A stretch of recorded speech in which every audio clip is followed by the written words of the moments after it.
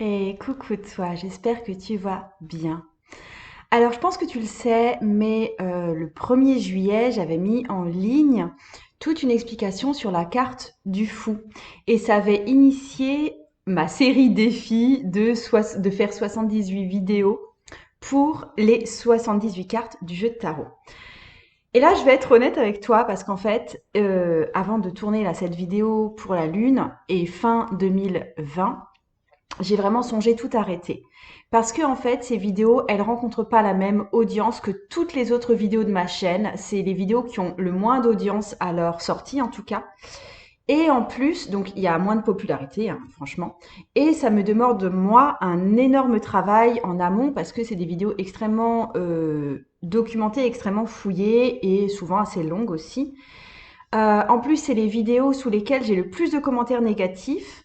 Du type souvent, oh, il y a trop d'infos, on a du mal à suivre, tu parles trop vite, il y a trop de trucs, faut prendre des notes, c'est horrible. Et moi, je suis en mode, mais c'est tout l'intérêt du truc, en fait. C'est des vidéos extrêmement fouillées qui relèvent plus, effectivement, du cours plutôt que du truc très spontané et de la vidéo de divertissement, clairement. Même si ça fait partie du milieu tarot, des fois vous regardez mes vidéos pour vous divertir aussi. Et ces vidéos ne font pas partie des vidéos de divertissement. Alors honnêtement, si toi tu fais partie des gens qui ont un peu de mal à suivre ce que je suis en train de dire, c'est vraiment une série qui se regarde depuis le début avec la carte du fou parce qu'il y a franchement un ordre chronologique et je me réfère souvent à d'anciennes vidéos que j'ai faites. Donc c'est déjà beaucoup plus simple si tu abordes les cartes dans l'ordre, si tu reprends les principes que j'ai déjà expliqués avant, et honnêtement, si t'es pas prête à t'immerger, si t'es pas prête à avoir une vidéo type un peu court magistrale, parce que c'est quand même un peu ce que je fais là, effectivement, t'es pas forcément sur la bonne vidéo pour toi et tu auras peut-être besoin de quelque chose de plus succinct et de plus léger, ce que je comprends tout à fait, que tu sois pas forcément là sur YouTube pour te prendre la tête à fouiller l'aspect mythologique de chaque carte de tarot. Donc voilà, tu le sens. Il y avait moins d'enthousiasme chez moi que pour le début du défi où j'étais vraiment à fond la caisse. Et du coup, je m'étais demandé si j'allais arrêter, si ça valait le coup en fait. Et j'ai demandé à mon audience sur Instagram, parce que Instagram c'est mon principal média en fait. Tu peux regarder, hein, je t'ai mis mon adresse en dessous, normalement. Je te mettrai ça sous la vidéo. J'ai demandé en story, j'ai dit où est-ce que j'en étais, ce que j'en pensais. Et il y a des retours qui m'ont été faits sur le fait que oui, le travail était effectivement très fouillé, que c'était des vidéos devant lesquelles on devait se poser, mais que ça suscitait quand même un grand intérêt de votre part, même si ça touchait forcément un public beaucoup plus restreint et beaucoup plus engagé. Et du coup, j'ai décidé de continuer, peut-être à un rythme moins intense, peut-être un rythme qui, moi, me convenait plus, et sans forcément attendre qu'il y ait un grand, grand retour de la part du public de cette chaîne, que ça va effectivement être ciblé, que c'est quelque chose qui va m'aider à construire ça dans le temps et aussi ouais, poser cette expertise du tarot dans le temps. Et en fait, ça m'a fait tout drôle de réaliser que ces questionnements étaient arrivés justement au moment où j'étudiais la carte de la Lune. Parce que dans la Lune, tiens, je te la montre dans le tarot de Marseille, ça vient décrire justement cet état d'esprit de «Oh, la plus grande partie du chemin est fait», parce que là j'arrive au bout des arcanes majeures, hein, et j'en ai marre, et j'en peux plus, et je vais sans doute tout laisser tomber parce que après tout, il y en a ras-le-bol. Et c'est vraiment une carte de doute qui ressurgissent à la fin du voyage, l'impression d'être un peu dans le noir à la fin d'un voyage après tout le travail accumulé. Mais c'est une carte qui veut dire aussi, hé, hey, t'es au bout du chemin, tu vas bientôt revoir le jour parce que après suit forcément la carte du soleil. Je te la montrerai plus tard. Donc on y va.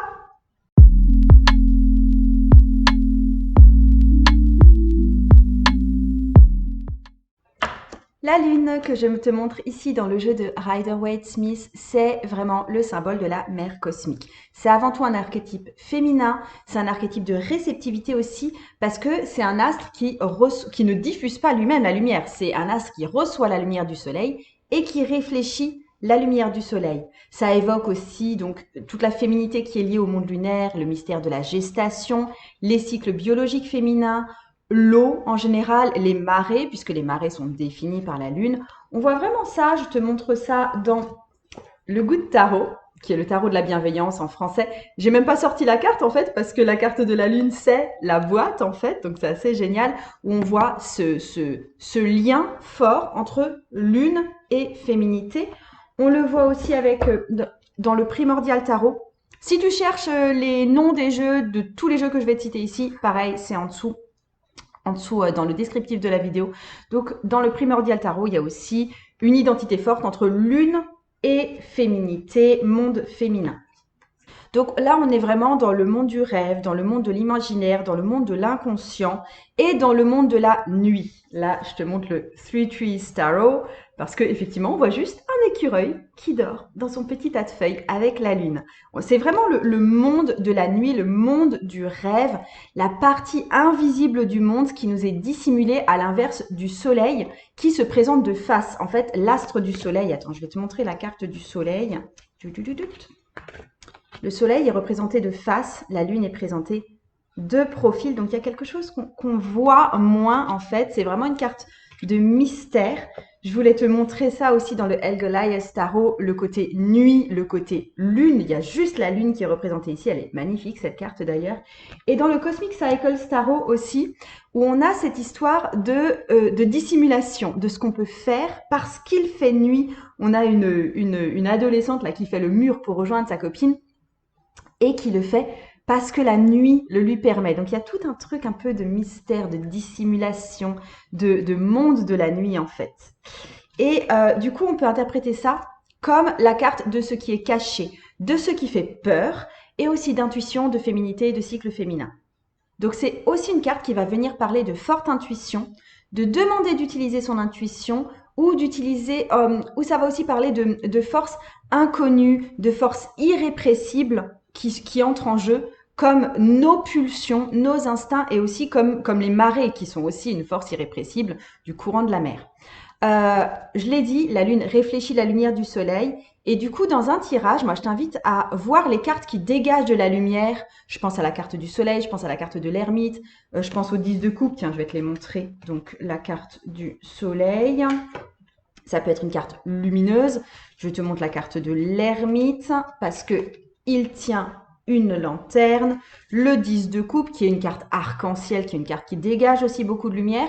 Donc si tu vois que tu as des cartes dans ton tirage qui dégagent de la lumière, vois comment ça entre en résonance avec la lune parce que la lune est là pour réfléchir la lumière peut-être d'une autre carte et ça invite quelque part à revisiter les cartes lumineuses sous un autre angle parce qu'elles seront revisitées, répercutées dans cette carte lunaire. Dans le tarot de Marseille, franchement, ces cartes sont quand même très très très similaires. Hein. On retrouve vraiment le même monde de symboles. Autant des fois dans le Rider-Waite-Smith, on a du tarot de Marseille hyper déformé. Autant pour la carte de la lune, on retrouve franchement le même monde symbolique. Je voulais attirer ton attention sur les petits bâtons qu'on voit à côté. Il y en a 10 d'un côté et 12 de l'autre, ce qui va évoquer la roue de fortune. En fait, dans la roue de fortune, on voit des animaux qui cherchent un mouvement et on a quand même une impression un peu de désordre peut-être. Et dans la lune, les animaux, ils ont trouvé leur autonomie par rapport à cette roue et ils sont comme tous attirés dans un mouvement ascendant vers la lune. Et il y a aussi du coup le lien avec les 12 petits bâtons, avec le pendu qui marque un temps d'arrêt comme la lune. C'est également un état réceptif et on est également dans l'élément eau. Donc on est dans une carte d'intuition et c'est aussi pour ça que cette carte est très, très, très fortement reliée à celle de la grande prêtresse. La grande prêtresse, elle vient représenter un mystère personnel et humain et dans la lune, on va plus parler de mystère métaphysique. La grande prêtresse, elle va représenter un secret qu'on garde et la lune, c'est plus le secret de la nature, ce qui va relever de l'impalpable et ce qu'on se cache peut-être à nous-mêmes. Tu vas pouvoir voir notamment dans d'autres jeux de tarot le thème du masque qui revient dans la carte de la lune, qui peut aussi venir d'ailleurs dans la carte du diable. Entre autres ici dans le Shadowscapes Tarot, où on voit la lune représentée, c'est comme une femme qui parle à un masque qu'elle tient dans la main. Donc on a tout ce thème de la dissimulation et de la nuit qui est largement évoqué dans cette carte. Donc la lune, ça vient être la révélation de choses qui nous étaient cachées jusque-là, des talents cachés ou des dons cachés à nous-mêmes. La grande prêtresse, c'est un peu la dissimulation et la lune, c'est un peu la révélation. Je voulais revenir sur la carte de l'étoile qui se situe juste avant la lune. En fait, il n'y a pas de retour possible après la carte de l'étoile puisqu'il n'y a pas de chemin sur la carte de l'étoile. Avec l'étoile, on a passé des épreuves et on voit enfin apparaître la lumière des astres. On est pleinement conscient de notre humanité et de notre aspect divin. C'est en fait le thème de toute la 3e ligne des arcanes majeurs.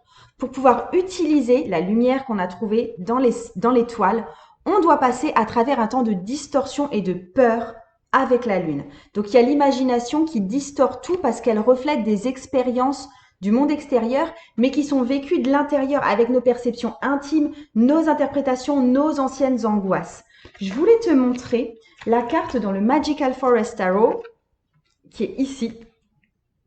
Parce que, en fait, dans le Magical Forest Tarot, on a beaucoup d'images qui sont avant tout mignonnes, qui sont avant tout sympathiques. Mais malgré tout, dans cette carte de la Lune, je trouve quand même que l'image vient bien parler de peur et de monde effrayant. Cette carte, je l'aime beaucoup parce qu'on dirait beaucoup la scène dans l'histoire sans fin où Atreyu doit passer entre deux sphinx très très dangereux là sur un chemin et tout est très très bleuté. Donc ça ressemble vraiment à ça.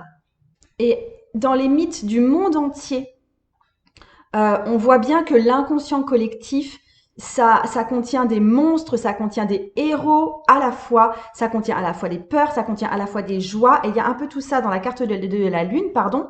Et c'est une des raisons pour lesquelles on recouvre un peu notre sensibilité avec une couche d'ego, de conscience de soi, pour pas avoir tout le temps à affronter justement les ombres de la Lune et ces distorsions de réalité.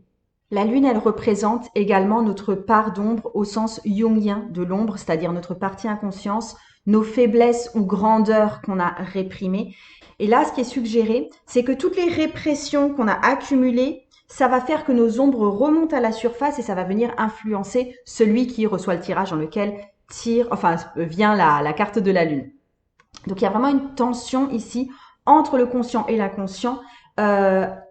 Qui vient toucher nos comportements inexpliqués, qui vient toucher des choses qu'on remarque sans en comprendre vraiment le sens.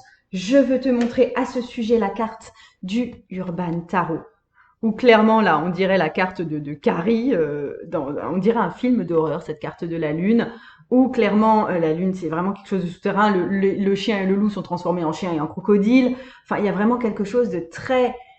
nos ombres réprimées qui deviennent visibles, mais pas forcément quand on le souhaite, pas forcément de la façon dont on le souhaite. On peut dire que la Lune a toujours éveillé des sentiments étranges chez les hommes et chez les animaux. En fait, le mot lunatique, ça vient du mot lune, et au Moyen-Âge, on croyait que l'âme des personnes folles s'était envolée en fait sur la Lune. Aujourd'hui, les professions médicales et même les forces de l'ordre, elles constatent que le taux de suicide et d'autres états émotionnels vraiment intenses sont plus fréquents lors des pleines lunes. Et en fait, la Lune, ça vient vraiment exciter nos peurs, nos côtés étranges ou fous, à l'inverse du Soleil, qui a plutôt un côté relaxant, qui a plutôt un côté consolateur, qui a plutôt un côté joyeux.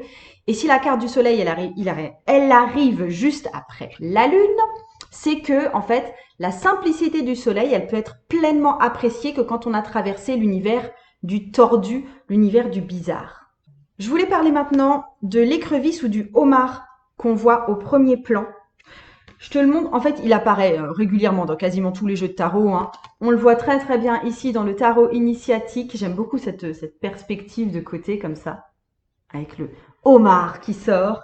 On le voit aussi dans le Brady Tarot où le homard, on dirait vraiment qu'il est porté dans une espèce d'extase vers la lune et ce hibou là.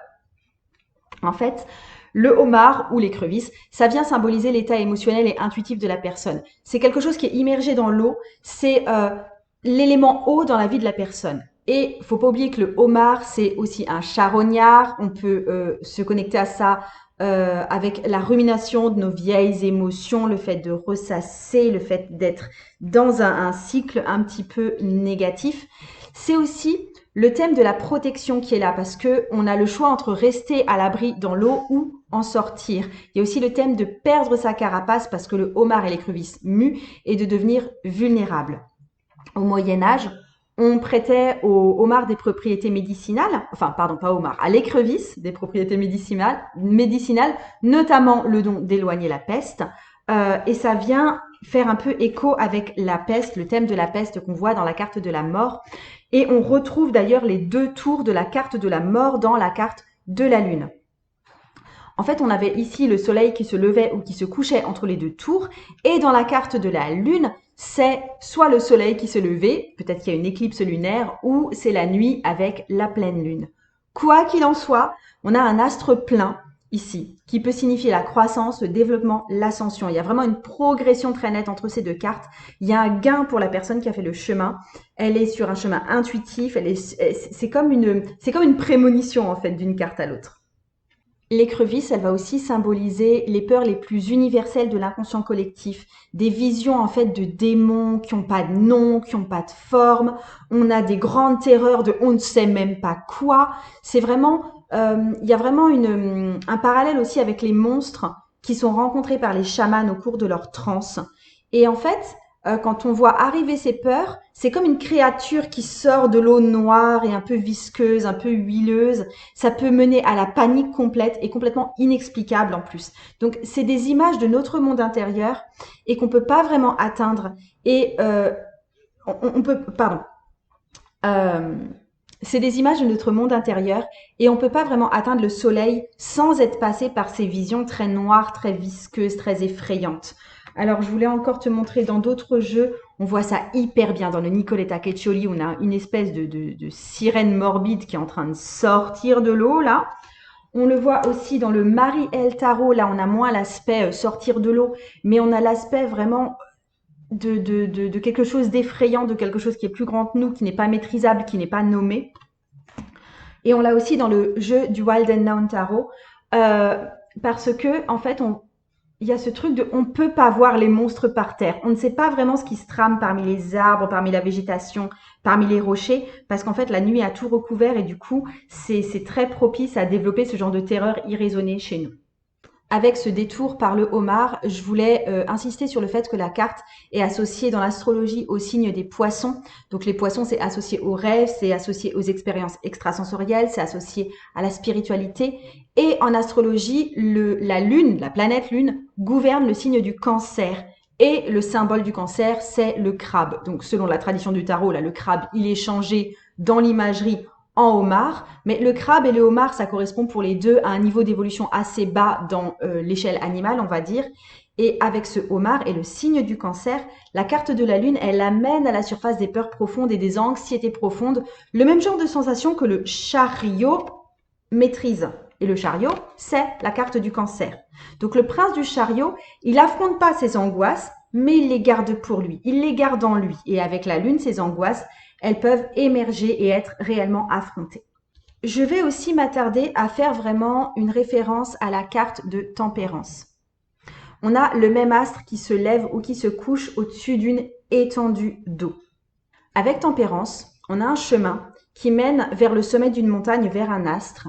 Et dans la lune, en fait, la lune ou le soleil est vraiment haut dans le ciel et on peut plus vraiment c'est comme si tout d'un coup c'était inatteignable. Autant le chemin dans tempérance touche l'astre, autant le chemin dans la lune ne touche pas l'astre. Et ça peut suggérer que la première clarté vient de la lune, de la réflexion, plutôt que du soleil lui-même. La carte de la lune, elle précède le soleil dans la suite des arcanes majeures. Avec tempérance aussi, on a vraiment une harmonie entre conscient et inconscient. La lune, elle parle de l'inconscient réprimé, de résistance, de peur de soi-même, de mécanismes de défense qu'on met en place. Donc il y a vraiment plus un conflit entre conscient et inconscient, l'inconscient étant réprimé, ça provoque de l'anxiété, ça provoque de la dépression, ça provoque le fait de se sentir perdu, de se sentir fragile. Il y a aussi ce symbole du chien et du loup qui peuvent représenter le soi domestiqué et le soi sauvage et non maîtrisé. On est vraiment dans cette tension conscient et inconscient réprimé. Je te montre aussi ce chien et ce loup qui sont très très visibles dans la carte du Line Strider Tarot, tarot du funambule en français. Quand on prend aussi les trois lignes des arcanes majeures, la lune, elle apparaît, alors 3 cartes plus loin bien sûr, mais elle apparaît sous la carte de l'empereur. Avec l'empereur, on apprend les règles qui régissent la société jusqu'à ce que ça devienne des automatismes. Et dans la dernière ligne, on va au-delà de cette répression du surmoi. Pendant le processus, le soi revient à la surface. Il y a le loup qui hurle à la lune. Ça peut être la métaphore du pouvoir de l'inconscient qui fait ressortir quelque chose de primitif et de non humain, même chez les personnes les plus respectables. Enfin, je voulais faire aussi le lien avec la carte 8, qui est la carte de la force, parce que le lien c'est 8-18.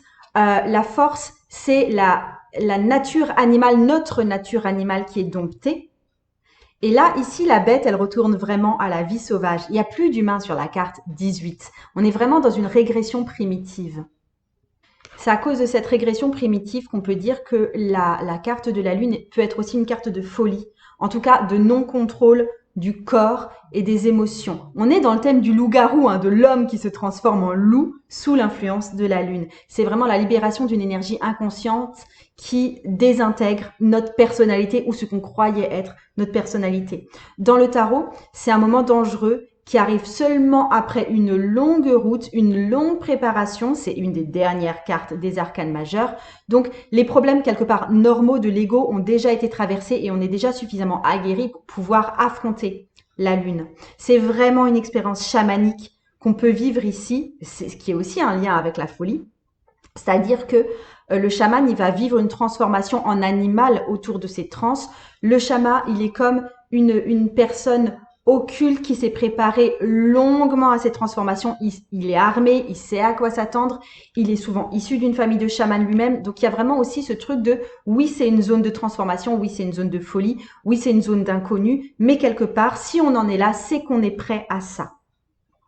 Je veux aussi à ce sujet, toujours en lien avec l'univers chamanique, faire le lien avec l'ermite parce que le 18, 1 plus 8 égale 9, donc la carte de l'ermite. Là, le guide et l'enseignant, il n'est pas visible dans la carte de la Lune. On doit affronter seul la Lune, mais la guidance qu'on a reçue à un moment par l'ermite nous aide à mener cette expérience à bien. On est vraiment dans une carte cosmique et métaphysique, comme sont cosmique et métaphysique la carte des amants, la carte du jugement. On est vraiment dans un mouvement, un peu comme dans le magicien, en as above, so below, sur la terre comme au ciel. Il y a vraiment une correspondance entre ce qui se passe au niveau supérieur astral et au niveau inférieur sur la terre. Il y a une résonance. C'est 3 cartes où il y a une puissance supérieure qui s'impose et qui va résonner avec notre destinée. Et en fait, avant d'atteindre la réalisation, c'est nécessaire, il est nécessaire pour l'âme en tout cas, de passer par une phase de ténèbres. C'est vraiment la nuit avant le lever du jour, c'est la dernière étape qui est dure à traverser avant l'illumination. C'est une grande marche en fait, parce que c'est la dernière étape avant de toucher au but. C'est souvent dur à vivre, on est souvent dans le découragement, on est dans le j'y arriverai jamais, comme ce que je t'ai dit en intro. Ce que je veux dire aussi, c'est que malgré la sauvagerie, malgré le noir, malgré la peur, il y a une lumière douce et froide de la Lune qui peut aussi avoir un effet apaisant. On voit des gouttes de lumière qui tombent de la Lune, elles ont une forme de iode, c'est la première lettre du nom de Dieu en hébreu, c'est symbole de grâce. Et si à travers une bonne préparation, avec notre courage, on accepte que notre imaginaire traverse ce côté sauvage, ce côté extrêmement intuitif, ce côté débridé, la Lune, à ce moment-là, elle nous amène la paix et notre imagination peut se déployer encore plus. Je voulais te montrer la carte de la Lune dans le Herbcrafters Tarot, qui est un jeu uniquement représenté par des herbes avec la plante Datura, qui est une plante utilisée par les sorcières en sorcellerie. Elle est très associée au côté, pas divinatoire, mais expérience psychique en fait, et aussi à la mort. Et c'est une plante où quelque part on va laisser son imagination encore plus prendre cette ampleur. Dans la cosmologie de l'Europe médiévale, on parle du monde physique comme du monde sublunaire, c'est-à-dire sous la Lune. C'est vraiment le niveau du désordre. En fait, au Moyen-Âge, ils pensaient que l'univers était réparti en cercles concentriques et avec la Terre était au centre, donc c'était un petit peu le niveau du bazar, et le paradis était tout à l'extérieur. Et la sphère lunaire, elle venait entourer la Terre. Donc, si la conscience humaine voulait atteindre des niveaux divins, elle devait passer par le cercle lunaire. Je trouve qu'on le voit super bien, ça, dans le Lost Forest Tarot. On dirait vraiment qu'il y a une espèce de délimitation entre la Lune et des sphères éventuellement supérieures par lesquelles on doit passer. Je trouve que c'est bien une carte d'étape, en fait, en plus d'être à moitié une aurore boréale magnifique. Donc, avec la carte de la Lune, on voyage au pays de la Lune avec ses mythes, ses illusions, ses merveilles. Mais la Lune elle-même, même si elle fait peur, elle permet d'accéder à des niveaux plus élevés et plus lumineux. Et je m'arrête ici et je te dis, le tarot peut changer ta vie. Salut!